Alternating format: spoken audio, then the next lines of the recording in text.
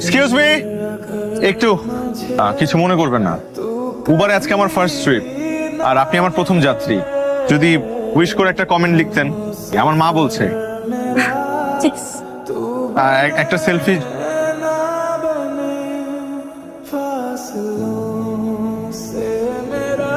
আপনি এখনো এখানে বসে আছেন? যার আসার কথা ছিল সে আসেনি, ফাঁকি দিয়েছে।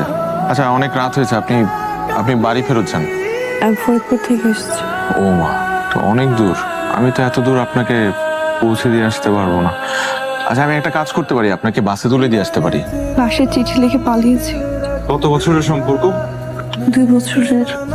কিন্তু আমাদের সরাসরি কখনো দেখা হয়নি, সবসময় ফোনেই কথা হতো।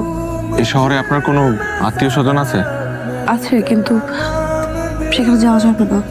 টাকা পয়সা আছে সাথে? আপনি এগুলো বিক্রি করলে ভালো টাকা পাবেন। এগুলো লাগবে না, ধরুন। আমি মন থেকে আপনাকে হেল্প করবো, চলুন।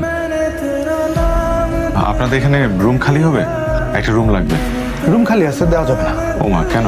আমাদের এখানে আসলে অসামাজিক কার্যকলাপ করা যায় না। অসামাজিক কার্যকলাপ মানে? আপনাকে দেখে কিন্তু ঠিকই সব বোঝা যাইতেছে। ফাইজলামি শুরু করছেন নাকি? আমাদেরকে দেখে এরকম মনে হয় আপনার? আর এত রাত্রে হোটেলে ঘর ভাড়া করতে আইছেন, আর আমার লোকে তেজ দেখান। ওরে বাপরে বাপ, আপনার নজর খারাপ, নজর ঠিক করেন। চলেন তো, আসেন। আমি আপনাকে বিপদে ফেলে দিলাম। আপনি এখন আমার জন্য আস্ত একটা বিপদ। এই হচ্ছে নারী জাতি।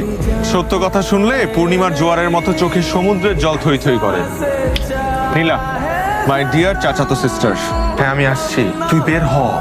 আরে আমি তো গেটের বাইরে। চাচি ঘুমাইছে? ঘুমায় নাই, প্রেশার বাড়ছে।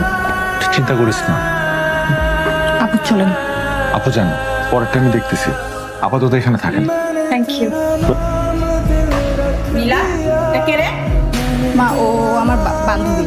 তোর বান্ধবী তাই রাতে এত রাতে ব্যাঘাতে? দেখি তো কোনো সমস্যা। এমএ বেরো, বেরো বলছি, বেরো।